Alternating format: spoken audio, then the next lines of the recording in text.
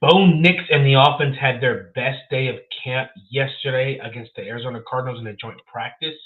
Sean Payton said that the starters will not play this weekend. So we're going to talk about what starters we think will play and the depth guys we're most excited to see. Good morning, good afternoon, good evening, wherever you are. Thank you for coming to another episode of Orange and Blue Blitz.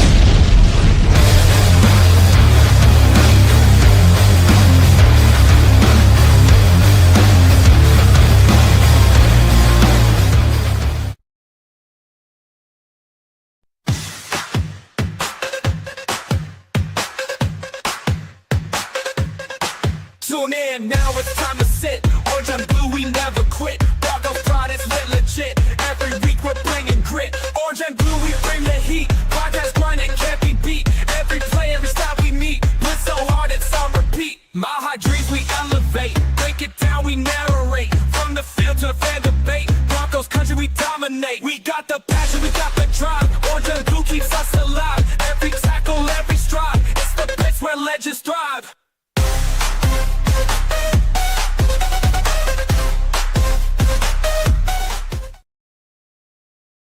What's up, guys? What's up? Thanks, guys, for tuning in to another episode of Orange and Blue Bits, brought to you by the Orange and Blue Network. I am your host, Isaiah Henderson, also known as Bronco Gentleman, where you can follow me on Twitter.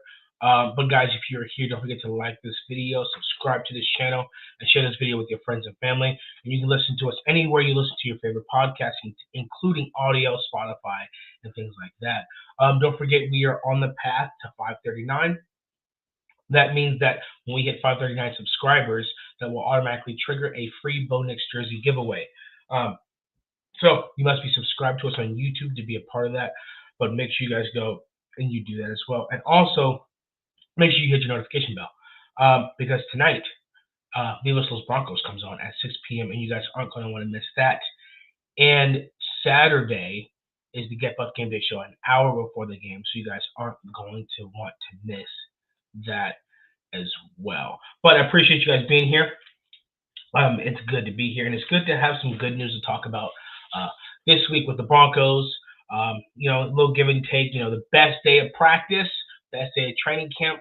Also, we won't be able to see that come together this Saturday, but that's okay. I understand the method behind it. I'm okay with it. I'm going to watch it nonetheless because I love Broncos, so I'm going to watch the depth all the way to who's going to start, the starters, who we think are going to play, and the depth guys that I want to see. Because I understand the vision that Sean Payton, George Payton, Greg Penner want to do, which is draft and develop. So I want to see how these guys have developed. Maybe we can see, who take over Ben Power's spot. Maybe we don't know. And so I definitely want to see that. But before we get to that, we're going to go ahead and recap a little bit of what we all heard, read, or witnessed if you are in Arizona, or you went out there to Arizona. No, actually, it was in Denver. I'm sorry. Or if you went out to the practice in Denver, you witnessed it yourself. Or like me, you read it on Twitter and then read it and then listened to it afterwards. So basically, run game was not there. There was a couple runs by each guys that made a couple runs. So Dobbins, Harvey, and Jaleel. But other than that, there wasn't a consistent run game. It's just there was an intent to go up the middle continuously and constantly. That seemed like an intent that Sean Payton had. And I like that, and I agree with that. I want to see that, and I think we're all seeing the same things. And Sean Payton's mentioned that in his pressers, that, hey, we're all seeing the same things. So there was really nothing there. But nonetheless, even starting from 7-on-7s on a team period, Bo Nix and the offense were just on fire. They were in sync. They were on the same page. And even the Cardinals reporters afterwards were like, hey, the difference between the Broncos offense and the Cardinals offense is Bo Nix and his receivers are all on the same page. Whereas the opposite, he said the opposite was Kyler Murray's only target was Trey McBride. Unfortunately for our first team defense, he was tearing us apart. And I think, I know from what I heard, Talanoa Hufanga missed his assignment, and him and Trey McBride were drawn back and forth. But I think a lot of that's going to be solved by the communication by the inside linebackers coming back as well. So Dre Greenlaw is supposed to be coming back next week, getting increased reps. So that's good. That's also what I said I wanted to see was increased reps. I wanted to see great green on some pads. I want get some study. I want his first hits to be game one, week one. So that's good. Garrett Bowles stepped off for a minute. Turned out to be asthma, so that's good. But so the Bo Nix and the receivers were on the same page. Cortland Sutton came out and led the way. Devon Bailey had his best camp. Marvin Mims had his best camp. They said Marvin Mims really is wide receiver 2, and I like that. That's very, very different, and I'm curious to see what it looks like. But I like the vision that Sean Payton has. And even Troy Franklin was out there making a couple plays, and Evan Ingram as well. So they were absolutely on the same page. They heard on the noise, and it was definitely a bounce back day. It was the best day for Bo Nix in the offense. Sharp, efficient. It was everything that we were hoping to hear and everything we were looking for, especially after that output against the Niners. But hey, make no mistake of it, guys. This Arizona defense has the potential to be top 15. Jonathan Gannon's a defensive guy, so that's going to be his focus. They've got Baron Browning, Calais Campbell, I believe it's Montez Sweat or Josh Sweat. Yeah, Montez Sweat. So they have definitely a good D-line, big guys as well. And then they got Budda Baker, who was just in the top 100, ranked above Nick Bonito, as their one of their jokers on the defense, you should say. Kind of plays like Derwin James, reminds me of Derwin James a little bit. And then you got the draft pick with Will Johnson, who fell, but is pretty good. And he reminds me a lot of Pat Surtain too. I'm not the first to say that, but the way his length, the way his technique is, he's just not as refined as Pat Surtain is, but I think he can develop to a lockdown corner with his length and his size as well. Jahdae Barron was more refined, therefore was considered the best defensive back in the class. But they have a good defense, so we weren't going against scrubs or anything like that. We were going against legit guys, and a legit defense, and a pretty good offense, because you can't forget that Arizona Cardinals offense is nice as well. They have Kyler Murray, who's a dual threat quarterback. They have Marvin Harrison Jr. as one of their receivers. Trey McBride is arguably the best tight end in the NFL. So they've got a year 2 receiver with an all-pro tight end, and then you get James Conner, who was arguably a top 10 running back last year. So they have some pieces on their offense and defensive side of the ball. So these weren't scrubs we were playing. And so a couple of things I heard was pressure once or twice, but I heard from everyone that Bo Nix did a very good job of manipulating and stepping up in the pocket as well. And I don't think that was one thing that was talked about or mentioned enough from week 1, from the first preseason game, was how much he actually stepped up into the pocket. And so it seemed like that was definitely a focus or a pointer that Sean Payton gave him in the offseason. That's definitely something that he worked on.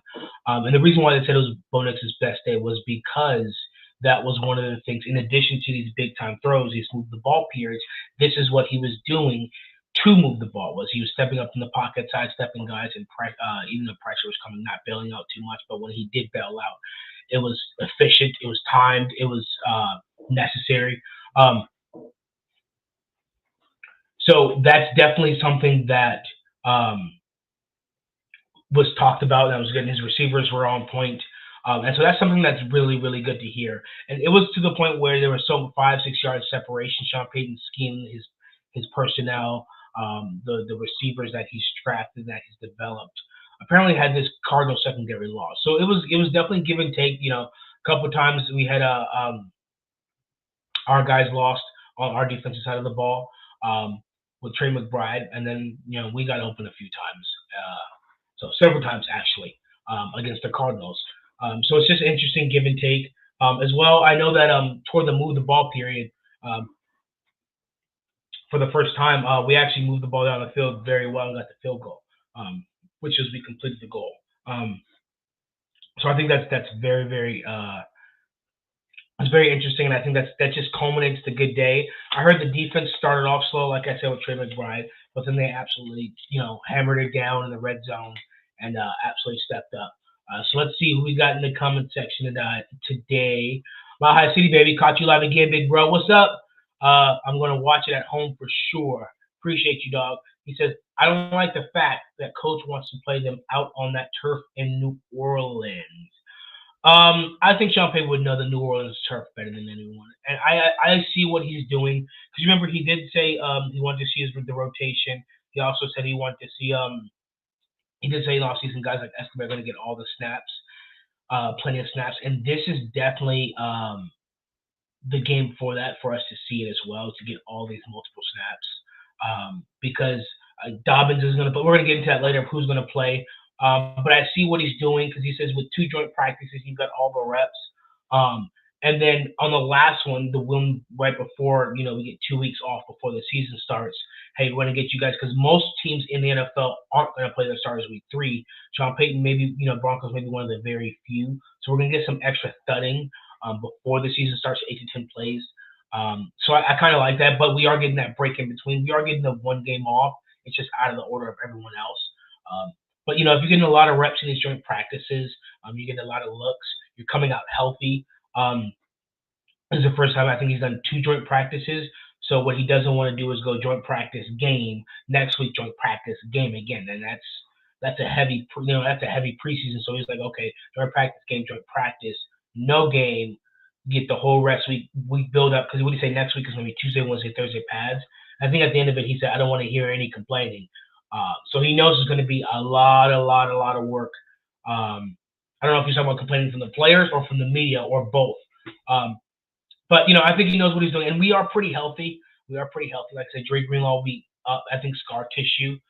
So hopefully that's healing. But he's had about a week and a half of healing. So he injured it, and then he healed, and then he tweaked it, and then now he's had a week and a half, almost 2 weeks of healing. So it's time to increase those reps and get out there and get ready because he's still got 3 weeks before the season, before week 1. D-Rock in the house is West Side, Mile High Salute. What's up, D-Rock? Love seeing the boys bounce back, especially a sickly Isaiah who's down for the count on Wednesday. Sure was. D-Rock says, sup, chat. Shy says, most won't play tomorrow. Yeah, we're going to guess who's going to play tomorrow. I have a pretty good idea. Ernie May says, go Broncos Country only. I like where your head's at, Ernie. That is correct. Go Broncos Country only. Yeah, so I think with no players, so with most of the starters not playing, he said the quarterback, receivers, offensive line, defensive line, and basically the secondary. So everyone except for the running backs and linebackers. So I think Dobbins isn't going to play, but I think Harvey's going to probably get a drive or 2. Probably a drive. I think Harvey's going to get a drive. Pat Bryant's going to play. Definitely. I'm on the fence about Troy Franklin. I'm not 100% sure about Troy Franklin. I think he definitely is. He definitely seems to be a starter. I know Sutton's 1, Mims is 2, or Franklin Bailey fighting for that 3 spot.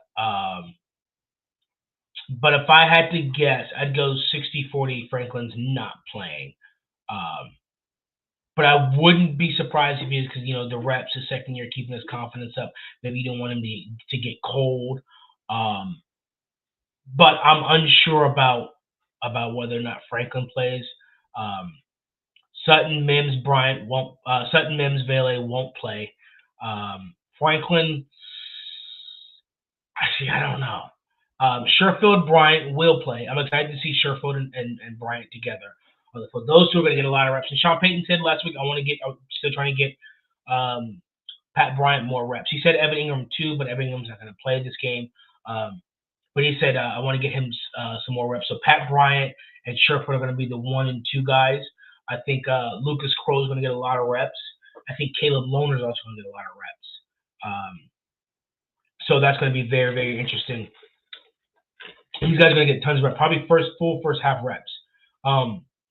For guys like Lucas Kroll, Pat Bryant, Trent, maybe even Trent Sherfield, unless Trent Sherfield gets put out a couple drives.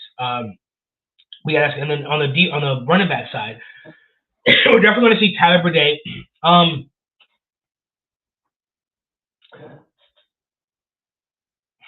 I think Jalil is in the same boat with me as Troy Franklin. But if Harvey's going to play, Well, if I think Harvey's gonna play, I would say Jalil's gonna sit. So let me not say that. Then Jalil's gonna sit. Harvey's gonna play. Harvey will get maybe a drive. But I definitely will. Should that mean Bo Nix is not playing? Yeah, Bo Nix is not playing. So it'll be Jarrett Stidham and Sam Ehlinger. I didn't see more Bailey. Yeah, you're gonna have to wait till the next week, bud. Jay says, "What's up, Baller? The biggest question no one's talking about is how many interceptions will Damari Mathis have this week?" Yeah, we're gonna get to the defensive side of the ball. So right now, I'm just going over the offensive roster. That's probably gonna start for the first half. So it's gonna be Trent Sherfield and Pat Bryant are the 1s and 2s. Wide receiver 1, wide receiver 2. Lucas Crow's going to be tight end 1. I think it's going to be Matt Pert, Nick Garguglio, Alex Forsyth. Why am I blanking on the Calvin Throckmorton and Alex Palchevsky as the starting offensive line. It was a pretty decent starting offensive line. And then Jarrett Stidham. And I think the first running back, if it's not Harvey, because like I said, I'm also on the fence about Harvey. It'll probably be Bidet.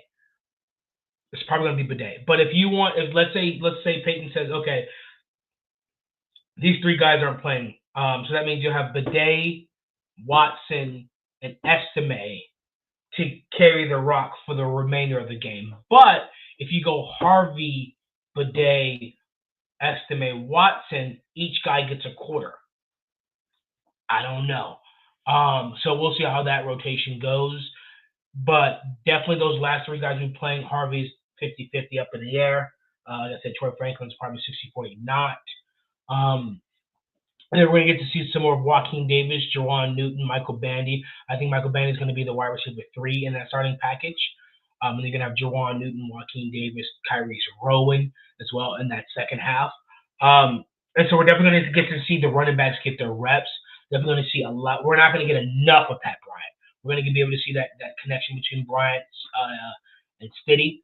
We're not going to be able to get enough of that. But on the defensive side of the ball, the one I'm interested the most in seeing is definitely Jahdae Barron.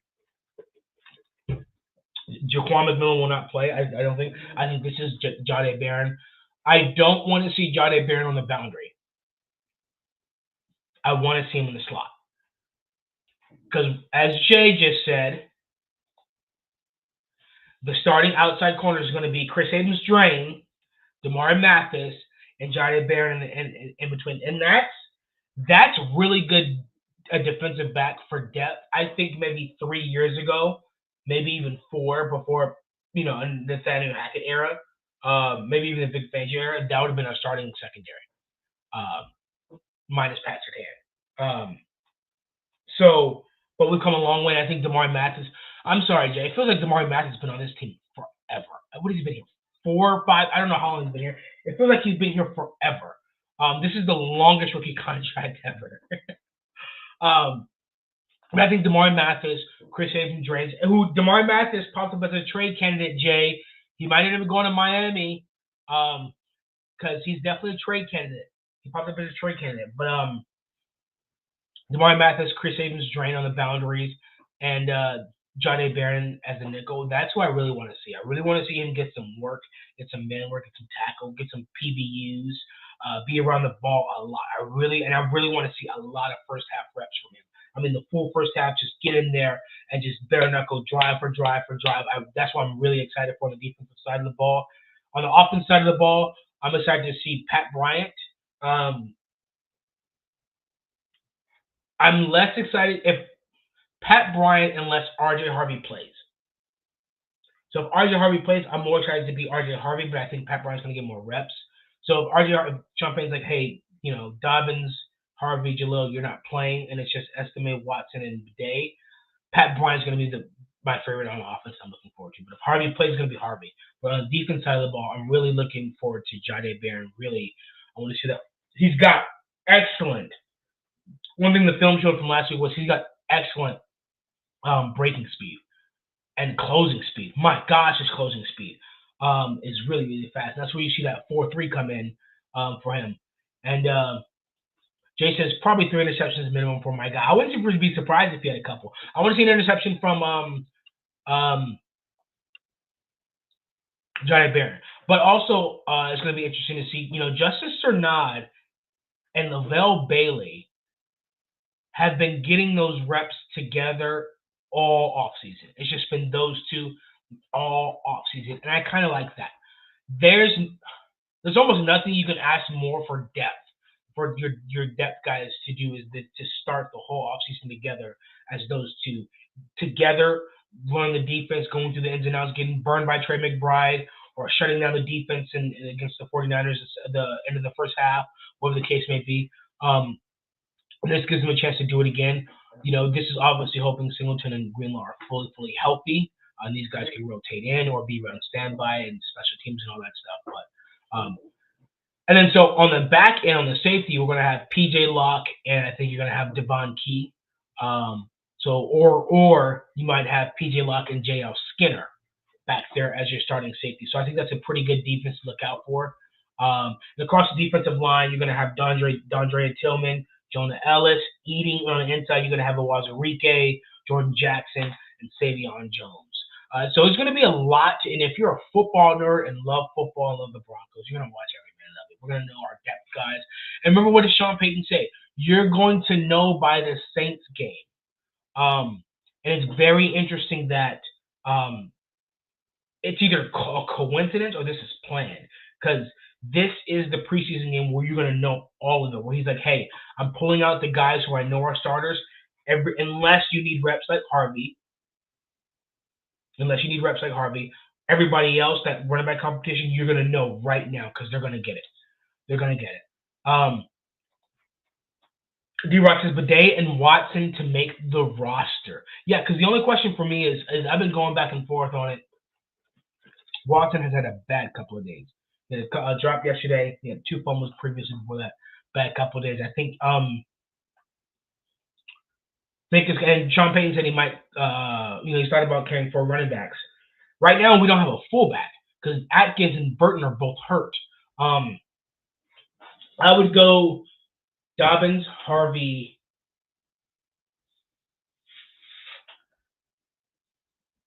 Jalil Bidet,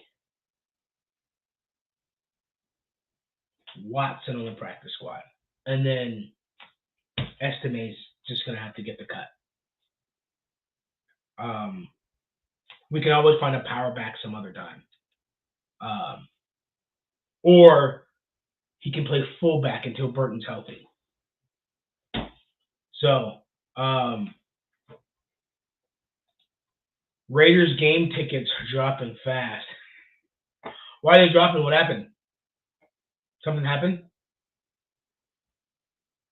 I know the tickets against the Cardinals were dropping fast because the starters weren't playing. Yeah, guys. So don't forget, you guys, to tune in tomorrow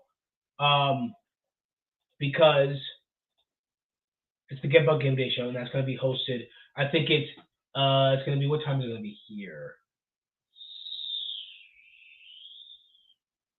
9:30 Central Time, I think, is the game on Saturday. So if it's 9:30 Central Time here, Get Bug Game Day show will be at 8:30. That's what time that show will start. So make sure you guys hit your notification bell so that way you guys do not miss that show. And don't forget, guys, we are on the path to 539, which means when we get 539 subscribers on YouTube, that will trigger a Bo Nix jersey giveaway. And in order for you to be in the running for that, you must be subscribed to us on YouTube. We'll do a lottery, pick a random subscriber's name. We'll announce it on here, share the information, and you will get that Bo Nix jersey giveaway. And the giveaways are only going to increase each time we hit the milestone. So this won't be the last time. This will be the first time, but it will not be the last time. So make sure you guys are subscribed to that. Let's see what we got in the comment section real quick. They're under 100 now. D-Rock says, I hope they drop down to a nickel with a free pickle. Johnny says, I'll be hosting the Gift Book Game Day show tomorrow. Excellent. The Mile High Viking will be hosting it tomorrow. So that is good to know. All right, guys, I'm going to give you guys a Mile High salute. Don't forget to tune in tonight to Vivos Los Broncos because you're not going to miss that. And tomorrow for the Gift Book Game Day show, and the Broncos are going to get another win, and we will be back here for Overreaction Monday. talk about it. We love you all, and you guys have a good rest.